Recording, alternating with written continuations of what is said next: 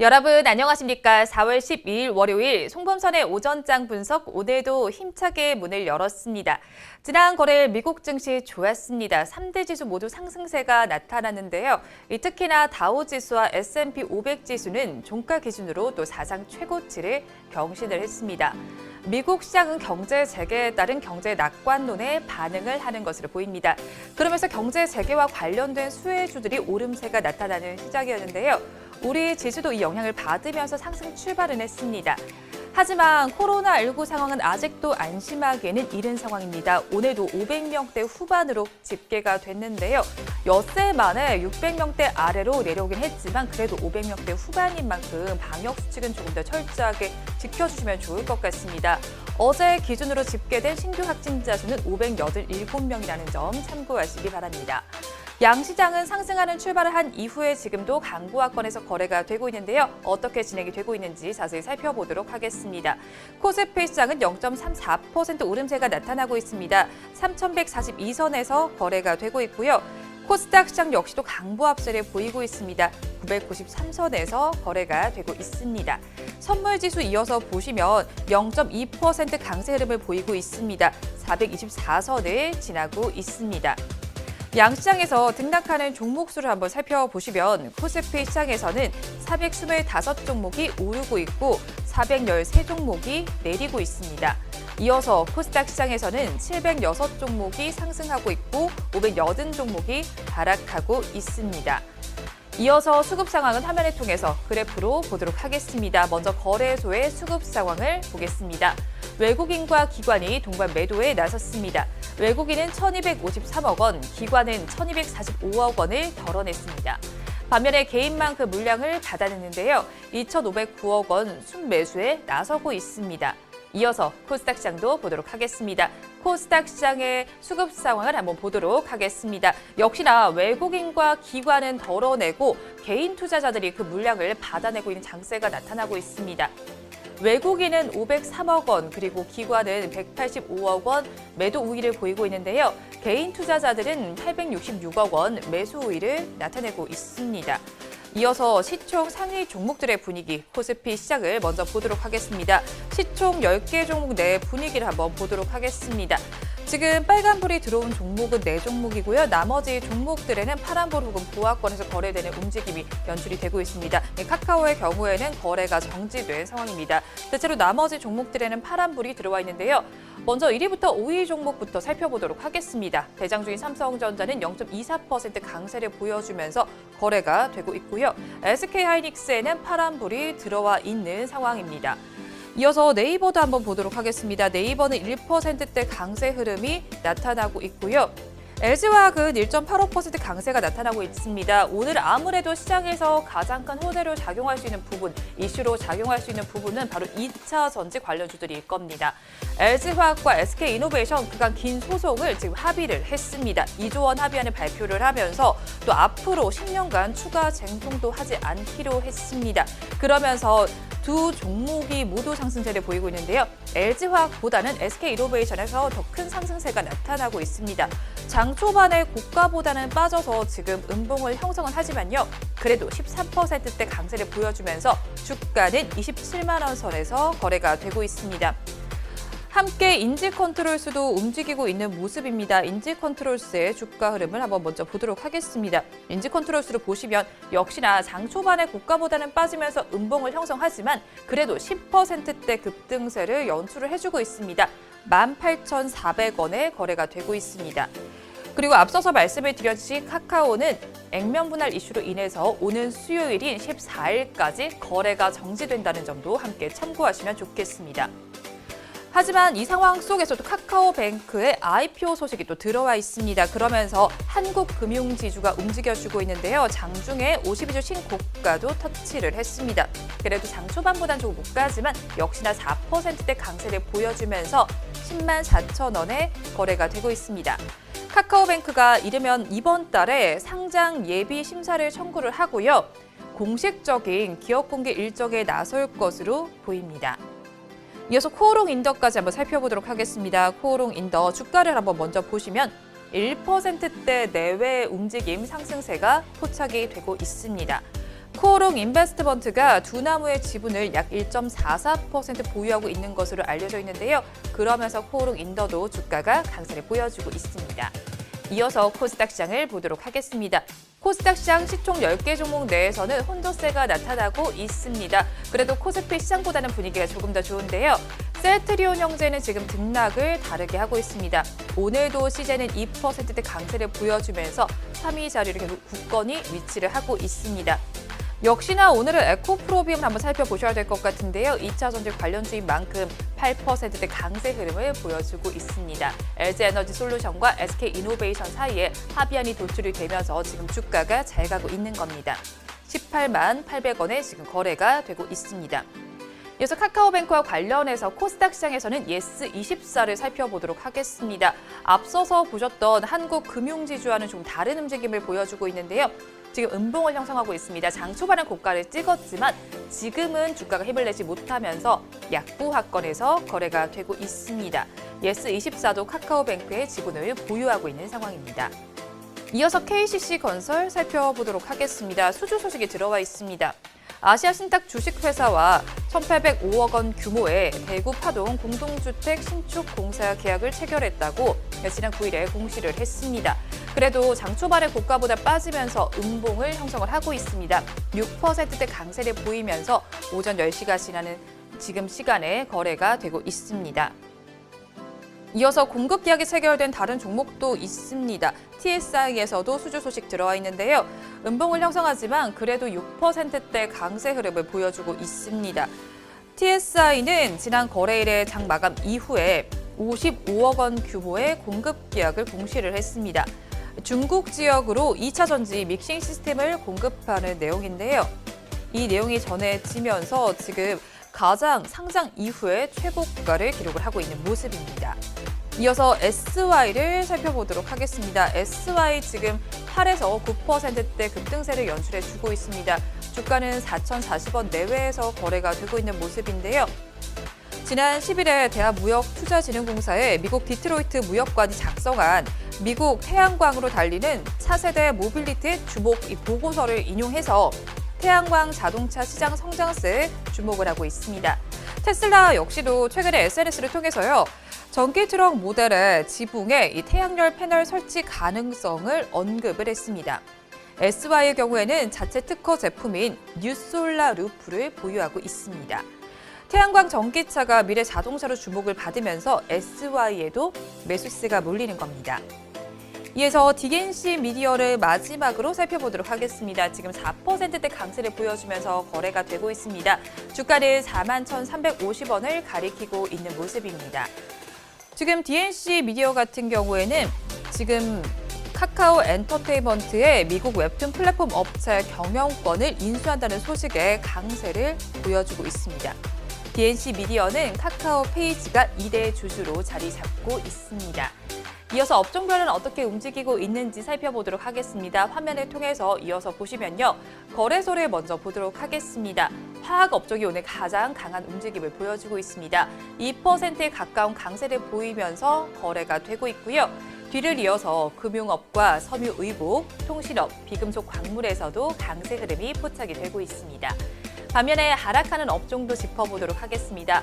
하락하는 업종을 한번 보시면 의료 정밀 업종에서 지금 2%대 낙폭이 나타나고 있습니다. 뒤를 이어서 종이 목재와 건설업, 기계, 유통업도 전거래보다는 힘을 내지 못하고 있는 상황입니다. 이어서 코스닥 시장을 살펴보도록 하겠습니다. 코스닥 시장에서 가장 잘 가고 있는 업종, 종이 목재 업종으로 나타나고 있습니다. 뒤를 이어서 일반 전기, 전자와 제약, 기타 제조, 건설 업종에서도 빨간불이 들어와 있습니다. 반면에 하락하는 업종도 한번 보도록 하겠습니다. 하락하는 업종에 보시면 방송 서비스와 컴퓨터 서비스, 통신 방송 서비스, 운송 장비 부품, 통신 장비 업종에서는 파란불이 들어와 있습니다. 이 시간 외국인들은 어떤 수급 상황을 보이고 있는지 상위 3개 종목을 중심으로 살펴보도록 하겠습니다. 외국인들은 지금 시간 기준으로 대장주인 삼성전자와 LG 그리고 SK텔레콤을 순매수하고 있는데요. 반면에 LG화학과 두산퓨얼셀, 네이버는 순매도에 나서고 있습니다. 지금까지 시황은 저와 함께 보셨고요. 자세한 분석은 전문가님 모시고 해보도록 하겠습니다.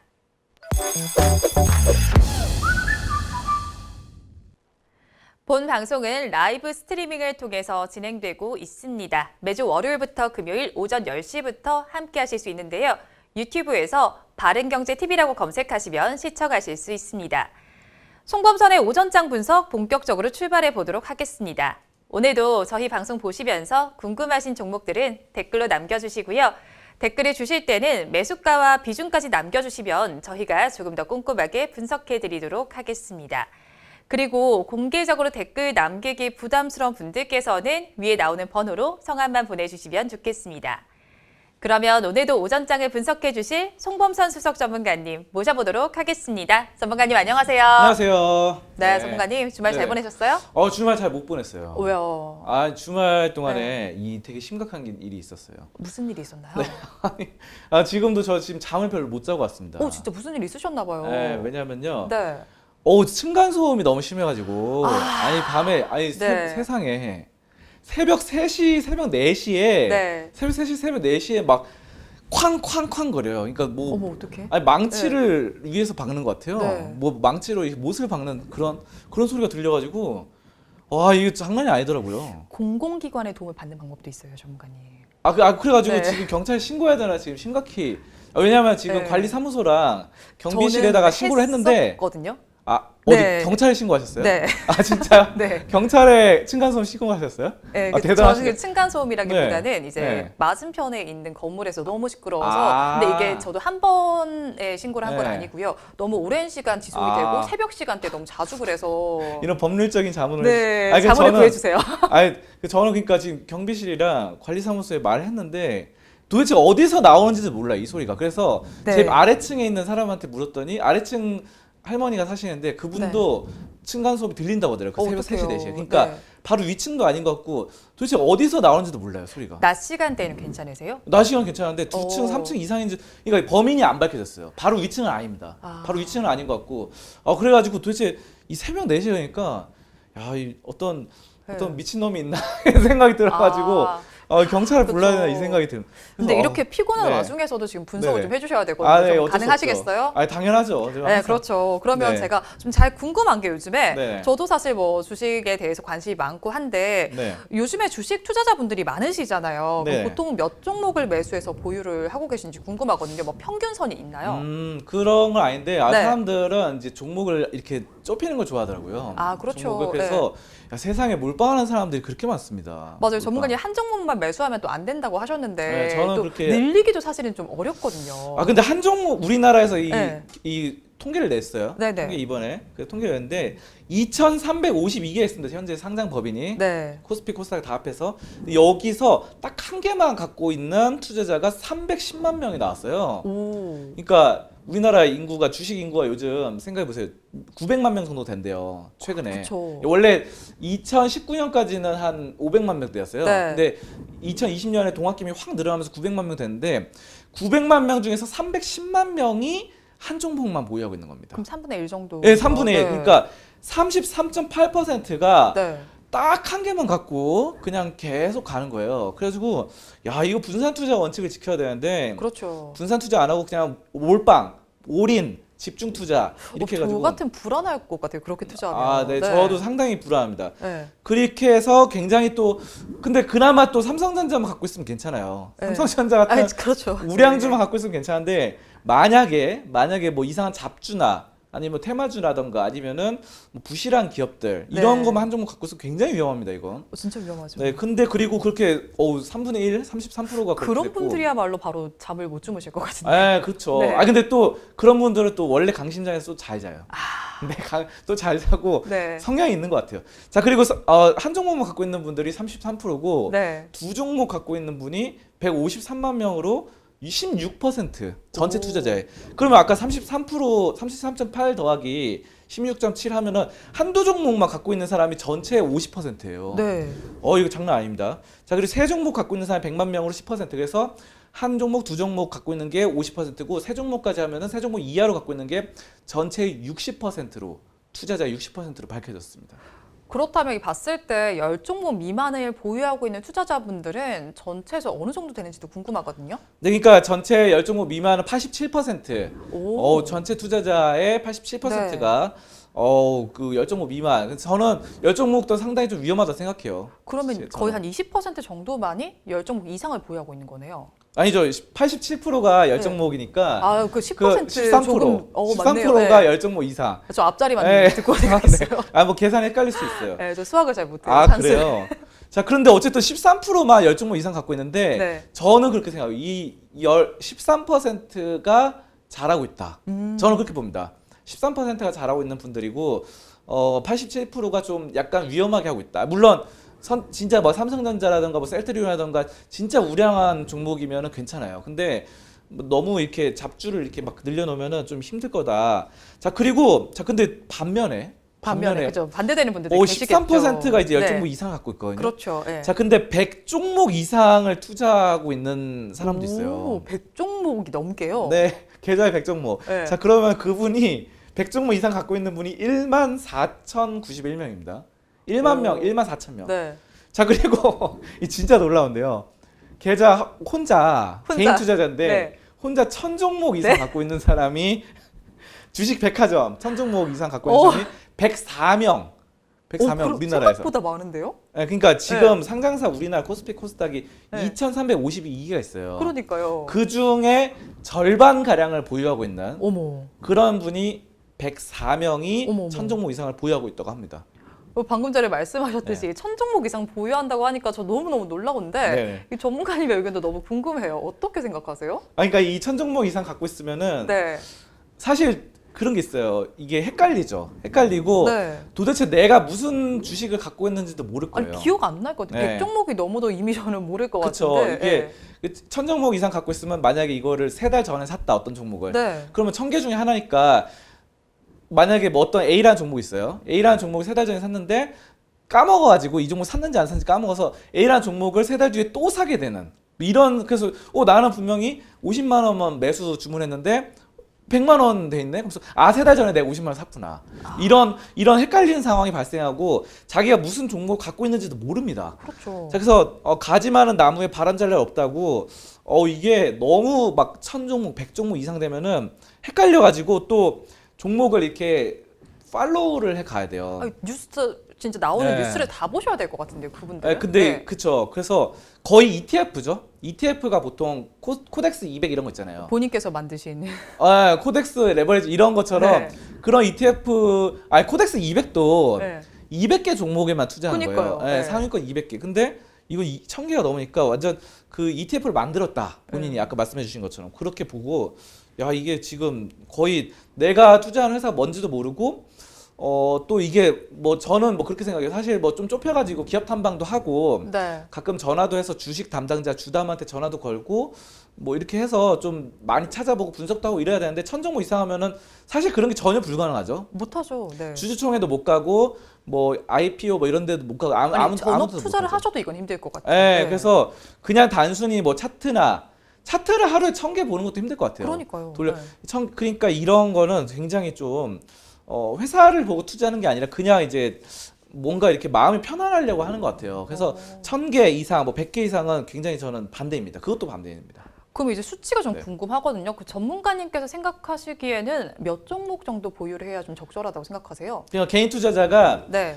저는 10개에서 30개 아, 정도. 근데 이것도 많다고 생각하시는 분도 많을 거예요. 그렇죠. 그렇죠. 뭐 우리나라 사람들 평균 한 4개, 4개, 5개 정도 갖고 있는 것 같더라고요. 네. 뭐 보면은 주변에도 들어보고 하면은 평균적으로 그런데 저는 왜냐하면은 4개, 5개 정도면은 물론 그 진짜 내가 그 기업을 잘 알고 이런 거면 괜찮아요. 진짜 내가 그 회사의 내부자다. 네. 내가 이 회사 다니면서 우리 회사 투자한다 이 정도면은 그렇죠. 뭐 그걸 포함해서 4-5개 괜찮은데 보통은 사람들이 4개, 5개 투자해도 잘 모르고 투자하는 경우가 많아요. 그렇죠. 그러니까 A라는 종목을 물어봐도 A라는 종목 내가 투자하는 회사가 뭔지도 모르고 하는 분들이 너무 많거든요. 심지어 방송에서 좋다던데 이 말이 제일 많은 것 같아요. 주변에 뭐 네. 누가 추천해서 좋다는데 그래가지고 또 이게 그런 경우에는 시장이 갑자기 폭락하는 경우 있잖아요. 작년 3월처럼 작년 3월에 1,400까지 코스피 떨어졌는데 그렇게 되면은 너무 마음이 불안해지고 잠이 안 오고 밤에. 그렇죠. 그리고 다리를 쭉 펴고 잠을 못 잡니다. 내 돈이잖아요. 그래가지고 이거는 좀 심리적으로 너무 불안해요. 그러니까 물론 4-5개 정도로 해가지고 본인이 진짜 믿고 있는 회사면 괜찮아요. 근데 네. 심리적으로 너무 불안해지고 또 마음이 강하신 분도 있는데 또 마음이 약하신 분들은 이거는 만약 본업이 있으면은 그 본업이 너무 흔들리니까 회사 가서도 계속 주식 생각만 나고 불안하니까 계속 시세 확인하고 이렇게 되잖아요. 좀 그래서 그거는 반대고요. 10개에서 30개 정도 있으면 그래도 마음이 편안해져요. 마음이 편안해지고 뭐 한두 개가 좀 떨어져도 괜찮다. 나머지로 벌면 되니까. 약간 이렇게 마음을 좀 편안하게 심리적으로 봤을 때는 이게 제일 좋은 것 같아요. 그래서 분산 투자를 위해서 시장 리스크 같은 거, 개별적인 종목 리스크, 개별적인 종목에 뭐 갑자기 뭐 악재가 다 터졌을 때 네. 그래도 마음이 좀 편안하게 해야지.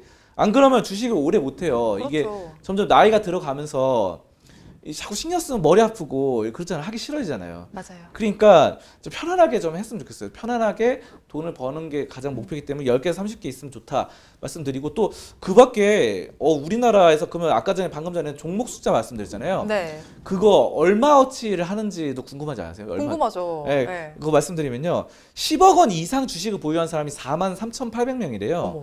10억 원 이상 주식을 갖고 있으면 진짜 부자들이잖아요. 그렇죠.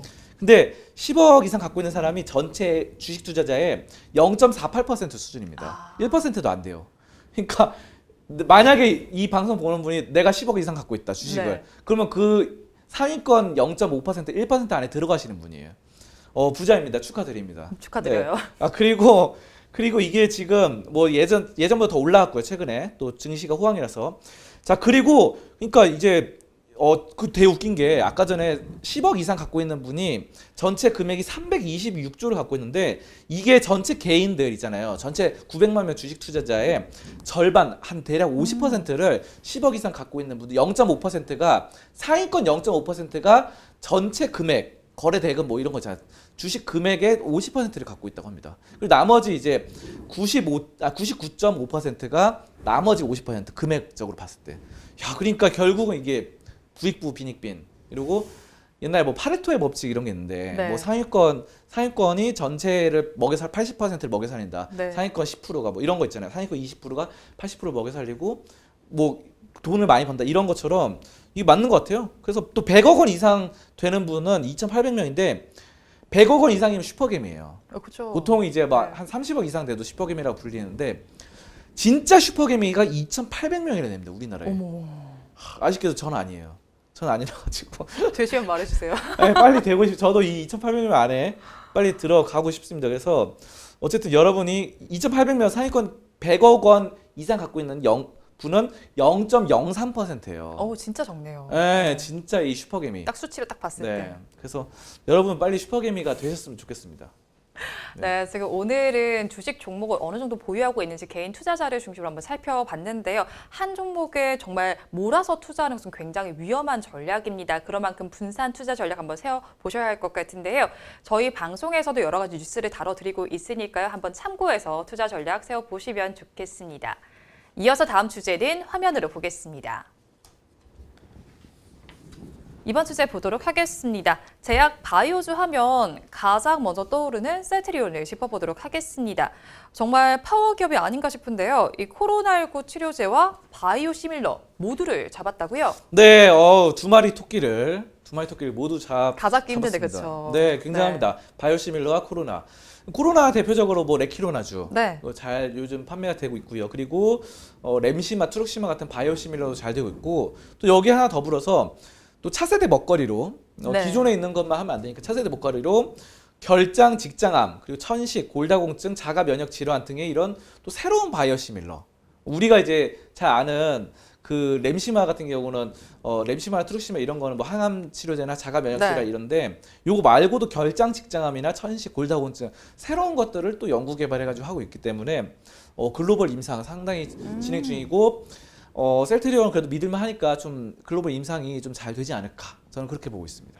그럼 약품별로 한번 짚어보도록 할게요. 방금 전에 말씀해 주셨던 뭐 결장 직장암과 천식 그리고 골다공증 치료제 먼저 좀 소개해 주세요. 네, 셀트리온이 아까 말씀드린 대로 이 결장 직장암, 직장암이 이제 결국 암이죠. 그렇죠. 트룩시마도 이제 항암제인데 그것처럼 직장이 이제 회사 다니는 직장 말고 이 신체 내부에 있는 직장이 있잖아요. 장.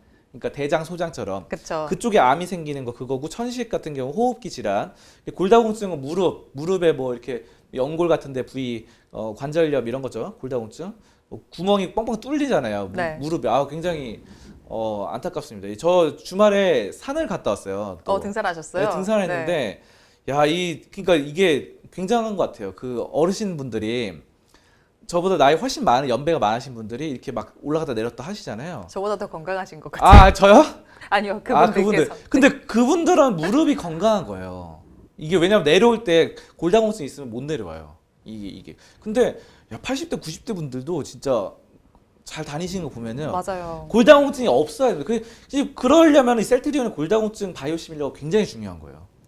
어르신들이 산을 다니기 위해서는 셀트리온의 골다공증 치료제가 상당히 중요합니다. 이게 필수적이다. 네, 여러분들이 등산도 하고 이러려면. 자, 그리고 자가 면역 질환 이런 것들이 이제 글로벌 임상을 좀 계속 활발하게 하고 있고 결장 직장암 치료제 같은 경우는 CTP16입니다. 그래서 아바스틴 바이오시밀러고 그다음 천식 만성 두드러기 치료제. 두드러기는 CTP39. 이런 거는 사실 그렇게까지 많이 안 알아주셔도 될 것 같아요. 그냥 한번 뉴스 같은 거 찾아보시면 되고 당뇨성도 있습니다. 당뇨병. 당뇨병도 치료하고 여러 가지 있는데 어쨌든 CTP16이 아까 결장 직장암이에요. 이거는 지금 올해 안에 글로벌 임상 3상을 마무리하고 EMA 유럽 쪽에 허가를 신청할 예정입니다. 그래가지고 2022년까지는 또 CTP42 요거는 당뇨병 치료제는 2022년까지 임상 3상을 좀 마무리하고요. 자, 어쨌든 여러 가지가 지금 임상 3상을 좀 진행하고 있어서 상당히 좀 2024년까지 쭉 이렇게 시리즈로 이제 뭐가 임상이 진행되지 않나 이렇게 스케줄이 예정돼 있어요. 그렇게 보시면 되겠습니다. 그리고 또 말씀해 주신 램시마 SC에 대해서도 적극적으로 마케팅을 또 하고 있잖아요. 네, 램시마 SC 굉장하죠. 사실 트룩시마 이전에 램시마가 셀트리온을 대표하는 이 바이오시밀러였기 때문에 여전히 뭐 그렇다고 트룩시마가 올라왔다고 해서 램시마가 떨어진 게 아니라 램시마도 같이 올라가는데 트룩시마 더 올라간 거죠. 더 크게 올라가서 트룩시마 부각되는데 또 램시마 SC 같은 경우도 적극적으로 마케팅하고 있고 또 셀트리온 헬스케어에서 해외 마케팅을 램시마 SC 열심히 하고 있어요. 굉장히 또 효율적으로 하고 있고 램시마 SC가 이제 자가 면역 질환 치료제 이런 것들 뭐 개량해가지고 피하 주사 제제 뭐 이런 것도 되고 여러 가지 글로벌 유통 담당한 셀트리온 헬스케어가 독일, 영국, 프랑스, 스페인, 이탈리아 이런 유럽에 정말 열심히 잘하고 있다. 이 마케팅을 잘하고 있다. 이렇게 볼 수 있겠습니다. 그렇죠. 그런데 사실 또 코로나19 상황도 좋지 못한 만큼 역시나 빼놓을 수 없는 건 레퀴로나주겠죠? 현재는 어떤 상황인가요? 코로나가 또 심각하니까. 심각해요. 근데 우리나라가 더 심각한 것 같아 지금. 코로나가 지금 이스라엘에는 막 마스크 벗고 다니더라고요. 그죠? 부럽네요. 아니 왜냐면 이스라엘은 백신이 한 60% 70% 다 맞았대요. 그래서 이스라엘에는 밖에 돌아다닐 때 마스크 안 쓰고 다녀도 경찰이 터치를 안 해요. 제가 봤는데 영상 찾아보시면 있는데요. 파티도 해요. 파티하는데 다 마스크 안 쓰고 있는데 그 옆에 경찰이 걸어 다니거든요. 걸어 다니는데 아무런 제재 안 해요. 왜냐면 그게 법적으로 지금 이스라엘은 백신을 맞은 사람은 마스크 안 써도 된다. 그래가지고 마스크 안 써요. 진짜로. 뭐 마스크 쓰고 싶으면 쓰는 거죠. 그 마스크 쓰신 분들은 본인이 그냥 쓰고 싶어 쓰는 거고 법적으로 마스크를 안 썼다고 벌금을 물거나 이게 없어졌대요. 예전에 있었는데. 제재를 받는 게 없나 보네요. 그리고 영국 같은 경우도 점점 그렇게 되고 있어가지고 근데 이제 그렇지 않은 나라도 있잖아요. 그렇죠. 우리나라 같은 경우도 여전히 코로나가 굉장히 많이 지금 돼 있는 상황이기 때문에 치료제가 상당히 중요합니다. 또 그리고 백신 사실 그런 이스라엘이나 영국 같은 경우는 좀 선진국이잖아요, 사실. 근데 이 전 세계를 보면요, 경제적으로 힘든 국가들이 많잖아요, 솔직히. 많죠. 뭐 아프리카라든가 아니면은 뭐 중동 중에서도 잘 사는 나라 잘 살지만 또 못 사는 나라 못 살고, 동남아시아에서도 좀 힘드신 국가들이 많아요. 그래서 이런 데는 백신을 구하기가 쉽지가 않기 때문에 결국은 걸리면 치료를 해야 되는데, 이러려면은 레키로나주, 셀트리온 레키로나주가 상당히 중요합니다. 그래서 셀트리온 레키로나주 EMA 뭐 이번에 해가지고 또 진출하고, 이 유럽에 진출하고, 지난달 25일 날 롤링 리뷰 여기에 순차적인 심사에 착수를 했습니다. 3월 25일 날. 그래가지고 이런 것들 팬데믹 위기에 승인을 전체적으로 받고, 뭐 권고 사용 승인 뭐 이런 것도 받았잖아요, 허가 이런 거. 그래가지고 유럽 국가 대상으로 또 하는데, 유럽뿐만 아니라 또 시장이 많아요. 지금 유럽만 그렇게 하는데, 지금 아까 말씀드렸던 동남아시아라던가 뭐 아프리카라던가 이런 데 또 레키로나주 판매가 되면은 또 매출이 또 올라갈 거잖아요. 그러니까 저는 또 앞으로의 시장 레키로나주 그 코로나 치료제가 상당히 시장이 클 것이다. 이렇게 보고 있고, 셀트리온 역시 주가도 반등을 할 것이다 이렇게 보고 있습니다. 네, 셀트리온 같은 경우에는 제약 바이오주 하면 가장 먼저 떠오르는 종목입니다. 지금 바이오 시밀러 그리고 코로나19 치료제라는 두 가지 테마를 모두 잡은 업체인데요. 그런 만큼 한번 주목해 보시면 좋을 것 같습니다. 주제는 여기서 마무리해 보도록 하고요. 이어서 여러분들께서 기다리고 계시는 송범선의 종목 분석 시간입니다. 오늘도 여러분들께서 달아주신 댓글 중에서 한 종목을 선정했습니다. 오늘 알아볼 종목은 메가스터디 교육입니다. 메가스터디 교육은 유영민 님께서 댓글을 주셨습니다. 매번 유익한 지식들을 배우고 갑니다. 두 분 모두 감사합니다. 이번에 메가스터디 교육에 대한 조언도 부탁드립니다. 라고 댓글을 주셨어요. 뭐 매수를 하셨는지 아닌지는 잘 모르겠어요. 메가스터디 교육 오늘 62,200원에 시작해서 67,000원에 거래가 되고 있습니다. 한마디로 얘기해 주세요. 교육 열풍 영원하리. 저 교육 열풍은 그쵸. 계속 네. 되겠죠. 이게 우리나라는 이 메가스터디가 굉장히 좋은 게요. 네. 만약에 경제가 안 좋아졌을 때 어른들이 네. 이제 본인은 옷을 안 사 입고 맛있는 걸 안 사 먹을 수 있지만, 자식 교육은 잘 시키고 싶어요. 학원은 보냅니다. 그래서 월급이 줄어들고 뭐 이래도 학원 일단 보내고, 내가 맛있는 거랑 뭐 옷 안 사 입고 말지. 교육열이 엄청 나기 때문에 메가스터디는 굉장합니다. 자, 그래서 메가스터디 교육은 여러분들 아시다시피 인터넷으로 온라인으로 굉장히 예전에 히트를 쳤고, 뭐 그래요. 그래서 옛날에 저도 어릴 때 있잖아요. 네. 저도 어릴 때 메가스터디 수업을 받은 적 있어요. 네. 온라인으로 해가지고 인터넷으로 저 유료로 진짜요? 진짜 네. 결제했었어요. 저도. 저는 EBS를 주로. EBS 하셨어요? 네. 저 그때 여기 했었어요. 해가지고 그때 결제 한 달에 10만 원이니까 엄청 비싸요, 또 여기가. 진짜요? 네. 10만 원 해가지고 사회탐구 막 듣고 했는데, 야, 그런 추억이 있습니다. 이 종목은. 근데 그때는 온라인이었잖아요. 이제는 메가스터디 교육은 또 오프라인으로도 그 재수학원 있잖아요. 재수학원. 네. 재수학원에 정말 대단합니다. 여기 기숙학원인데요. 네, 네. 기숙사 이제 재수를 하면서 이 출퇴근 이제 통학을 하면은 애들이 좀 열심히 안 할까 봐 아예 기숙사에 몰아넣고 하는 경우가 있잖아요. 아예 생활 패턴을 다. 네, 근데 기숙학원 여기 진짜 잘 되고 있어요. 진짜 몇백 명씩 그냥 수업 들으면서 네. 잘 되고 있고요. 자, 그리고 중요한 게 지금 정책적으로도 상당히 호재인데, 네. 지금 최근에 정시 비중이 40%로 상승했습니다. 자, 그리고 뭐 아까 EBS를 들으셨다고 했는데, 네. EBS가 연계율이 상당히 높아졌을 때가 있었어요. EBS만 보면은 네. 수능 정시 잘 본다 이럴 때가 있었는데요. EBS 연계율이 50%로 하락했어요, 최근에. 약간 뭔가 엄청 많이 줄었는데. 많이 줄었어요, 이상하게도. 네. 저 왜 그런지 잘 모르겠어요. 네. 근데 EBS만 보면 이제 안 되는 시대가 또 왔어요. 사교육의 열풍. 저는 사실 제가 학원을 안 다니고 그래요? 교육방송이라 학교 수업만 들어서 안 볼 수가 없었어요. 그러시군요. 네. 자, 아무튼 EBS만 보면 안 된다. 이제 메가스터디를 봐야 된다.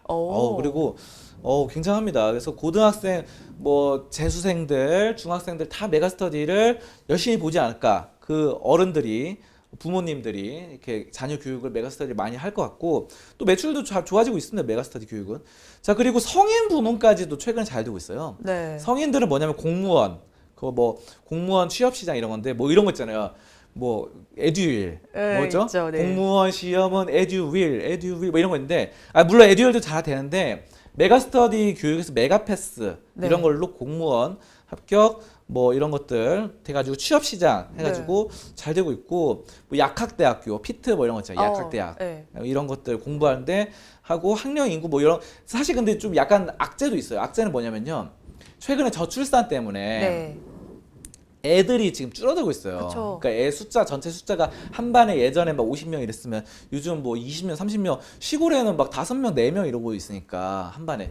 그래서 애들이 인구가 점점 줄어들면서 애를 잘 안 낳다 보니까 출산율이 줄어들면서 결국은 메가 스터디에 손님들이 줄어들고 있는 거거든요. 손님들. 그래서 요거는 이제 사실 어느 정도 예전부터 말이 나왔어요. 그래서 학령 인구의 감소는 이미 주가에 반영됐다는 게 좀 전문가들의 그 시선이고, 자 아무튼 뭐 이런 것들은 예전부터 나왔기 때문에 지금 이거를 주가에 반영시키기엔 좀 약간 무리가 있다. 지금 그래도 매출이 늘어나고 좋다. 이렇게 보시면 될 거였고요.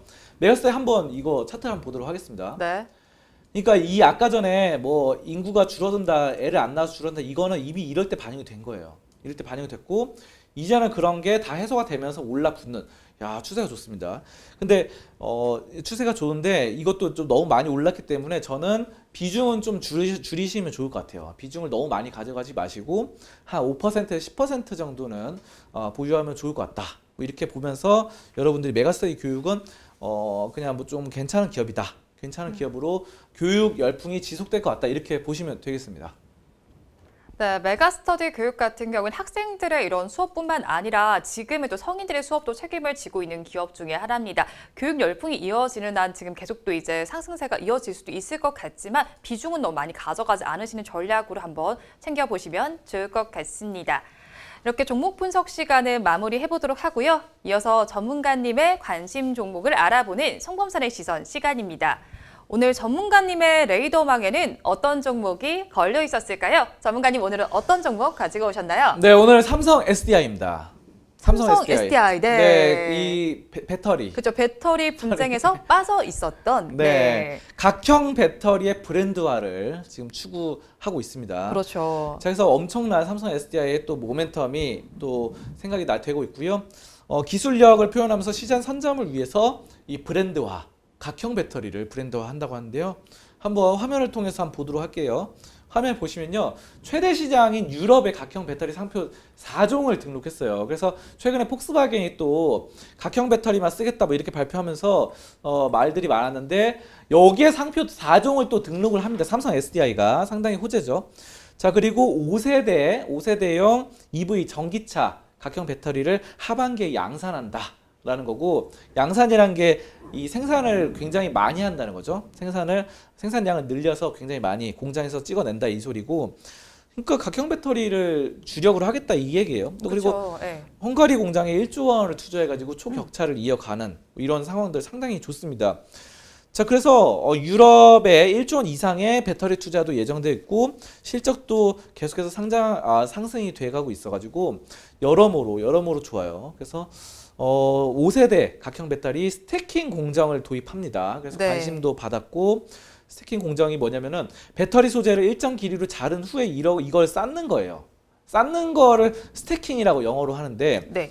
요거 이런 식으로 배터리를 만들어서 삼성 SDI가 양극재, 분리막, 음극재 둘들 말아가지고 각형이나 원통형 케이스로 넣는 와인딩 방식도 사용하고 있어서 여러 가지로 상당히 좀 긍정적입니다. 그래서 에너지 밀도가 굉장히 낮아가지고 각형 배터리의 단점도 없애는 뭐 이런 기존의 각형 배터리 단점도 없애고 있고, 스태킹 방식이, 그리고 각형 배터리가 삼성 SDI 외에도 뭐 사실 중국의 CATL 경쟁사도 있는데 주로 생산하고 있지만 어쨌든 삼성 SDI가 이 기업들보다도 경쟁 우위에 있다. 현재로 더 좋아질 것이다. 뭐 이렇게 다들 많이 업계 관계자들이 보고 있기 때문에 네. 삼성 SDI 상당히 지금 또 괜찮고, 삼성 SDI 유럽 매출이 중국을 넘은 게 지난해가 처음이에요. 그래서 원래 중국이 많이 판매를 하고 있었는데 유럽 쪽으로도 많이 판매하고, 또 거기에 발맞춰서 폭스바겐이 이렇게 바꾼다고 하니까 각형 배터리 한다니까 또 각형 배터리 4종 상표 등록 뭐 양산화한다 이러고 엄청납니다. 그래서 시대의 흐름을 잘 발맞추는 삼성 SDI 한번 주목을 해보시면 좋을 것 같습니다. 자, 한번 차트 한번 보도록 하겠습니다. 네. 차트 보시면요. 이거는 이렇게 올랐다가 폭스바겐하고 현대차 자기가 스스로 만든다니까 이렇게 떨어지긴 했지만 어쨌든 유럽 쪽으로 판매량이 계속 늘고 있고 여러 가지로 지금 숨고르기로 여기서 이제 횡보 나아가는데 이 정도는 괜찮습니다. 이제 추세가 완벽한 이런 하방 추세는 아니에요. 그렇기 때문에 어느 정도 숨고르기로 나아가면서 모멘텀을 비축하는 시간에서 60만 원에서 70만 원 사이에서는 어느 정도 안정권이다. 저는 이렇게 보고 있습니다. 그래서 조금씩 뭐 그렇다고 비중을 확 늘리지 마시고 조금씩 한 5%, 10% 이런 식으로 비중을 모아가는 시간이 지금 되지 않았나 이렇게 보고 있습니다. 네, 삼성 SDI 같은 경우에는 LG 에너지 솔루션과 SK 이노베이션 사이의 분쟁 속에서 지금 벗어나 있었던 기업입니다. 그런 만큼 오늘 시장에서는 지금 주가가 약간의 하락세가 나타나고 있기는 한데요. 그래도 각형 배터리의 브랜드화를 추진하고 있고 또 유럽 시장의 진출도 지금 원만하게 이루어지고 있는 상황입니다. 지금은 모멘텀을 비축하고 있는 시간이다라고 봐야 할 것 같은데요. 앞으로도 한번 주목해 보시면 좋을 것 같습니다. 오늘 말씀은 여기까지 듣도록 하겠습니다. 고맙습니다. 감사합니다. 오늘도 저희 방송 보시면서 궁금하신 종목들은 댓글로 남겨주시고요. 댓글을 주실 때는 매수가와 비중까지 남겨주시면 저희가 조금 더 꼼꼼하게 분석해 드리도록 하겠습니다. 그리고 공개적으로 댓글 남기기 부담스러운 분들께서는 위에 나오는 번호로 성함만 보내주시면 좋겠습니다. 우리 시장 여전히 양시장에서 빨간불이 들어와 있는데요. 아직도 강보합권에서 거래가 되고 있는 우리 시장입니다. 장 마감까지도 빨간불을 켜내길 바라면서 방송 마무리해보도록 하겠습니다. 저는 오후에 응답하라 마감 시황에서 다시 찾아뵙도록 하겠습니다. 오늘도 함께해 주신 여러분 고맙습니다.